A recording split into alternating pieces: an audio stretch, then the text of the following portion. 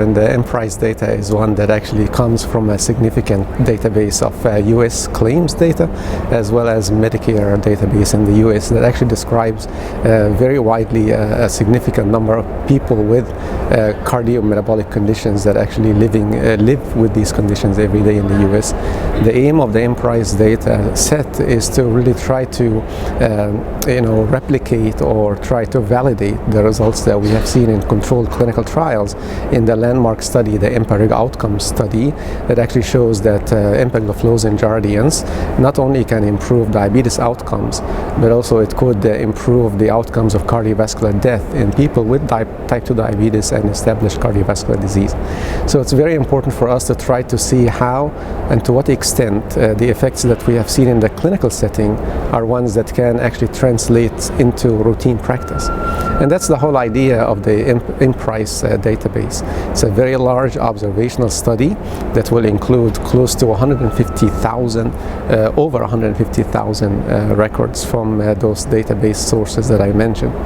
So it will be looking at two main areas of interest. One is to look at the clinical outcomes that will describe the effects of empagliflozin Jardiance compared to other medications that actually are being treated to help improve outcomes or actually condition in diabetes, such as the class of drugs DPP4 inhibitors. Also, it will compare Jardiance to the other medication class called the GLP-1 receptor agonists.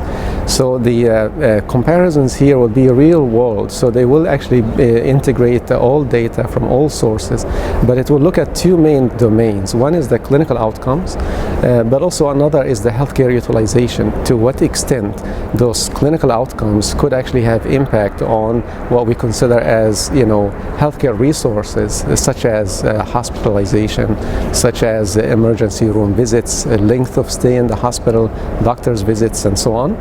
And at the same time, we also want to look at the total cost of care. So not only to replicate the clinical outcomes and look at the healthcare utilization, but then maybe plug this into some modeling to give us some sense of what impact this might have in terms of healthcare budgets and costs. So of course, as you know, there are many options now, and we are very pleased to see that people with type 2 diabetes have many options and physicians can choose from to try to customize therapy.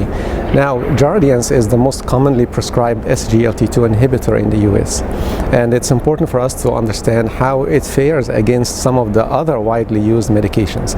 So the DPP4 inhibitor class is the one that is also very widely used to treat type 2 diabetes, even though the effects on cardiovascular outcomes has been shown to be safe, but the studies have not really shown the impact that Jardiance have seen in a controlled setting, even though there were no direct head-to-head comparison studies.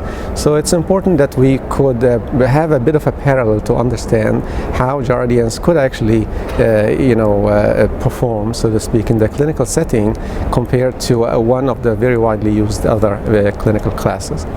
In terms of the GLP-1 receptor agonist class, it's one that also has been more recently widely used, but one that shows some benefit in terms of cardiovascular outcomes in people with type 2 diabetes as well.